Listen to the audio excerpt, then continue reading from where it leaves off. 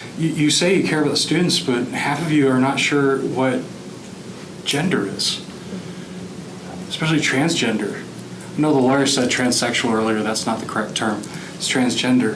I'm a transgender woman. My pronouns are she, her, and I will only accept those pronouns. I will not be addressed any other way. And in the workspace, I'm protected by that.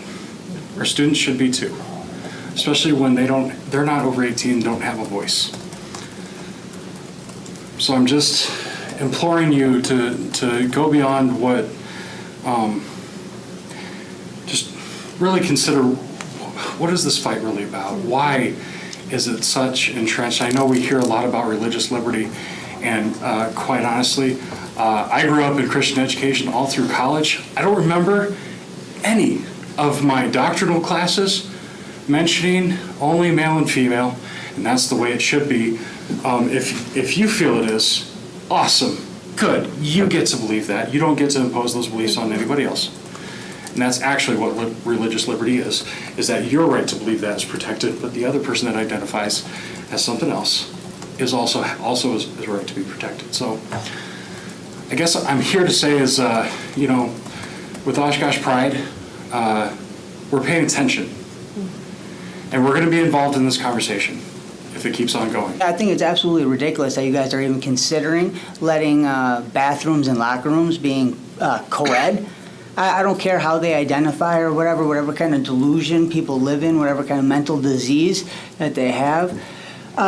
Boys are boys and girls are girls. It's simple and basic. It's always been that way, and that's why we have separate bathrooms. I'm not going to allow my girls or my boys to shower with the opposite sex because I don't want them fondled or tainted by one of these deranged people sexually.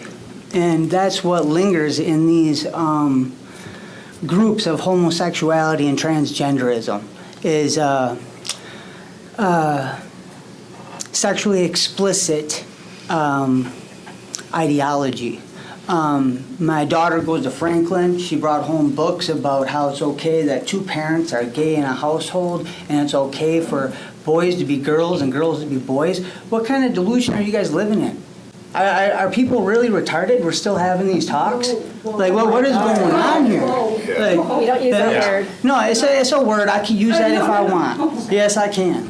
And I can't believe people are so open-minded. Their brains have literally fell out. Does nobody know why we had opposite sport teams and opposite bathrooms for boys and girls?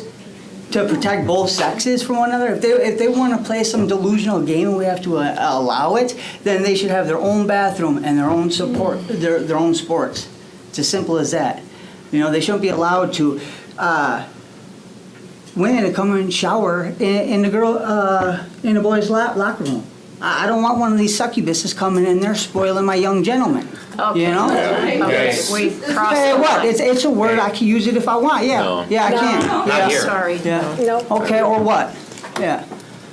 So yeah, either way, I think you guys all must have some type of mental disease, even considering this kind of thing. Sir? I don't understand what's going on with you guys, that we're even considering this. You guys need to vote no, absolutely not, and come back to reality. Dude, you guys need to embrace God.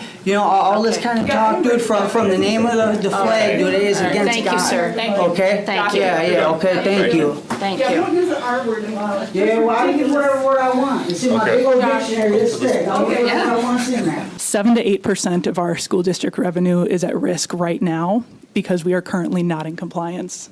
That's what I just heard from the lawyer here who didn't know what gender identity was, and from the gentleman over in this direction, I forget which one, said about 7 to 8%. But those facts put together, I also am hearing a lot from folks that it has never happened before, that we've lost funding from a Title IX violation. I don't have the history in front of me, forgive me. I don't think we've ever been this in violation of a Title IX compliance as we are currently. Now, if we get a gender-based discrimination complaint on day 2 of school in one of the 3 schools, one of the 19 schools rather, that are legally obligated to comply based on federal law, as it is now. I don't care what the Supreme Court might do. I don't think any of you need to care about what the Supreme Court might do because now we're out of compliance.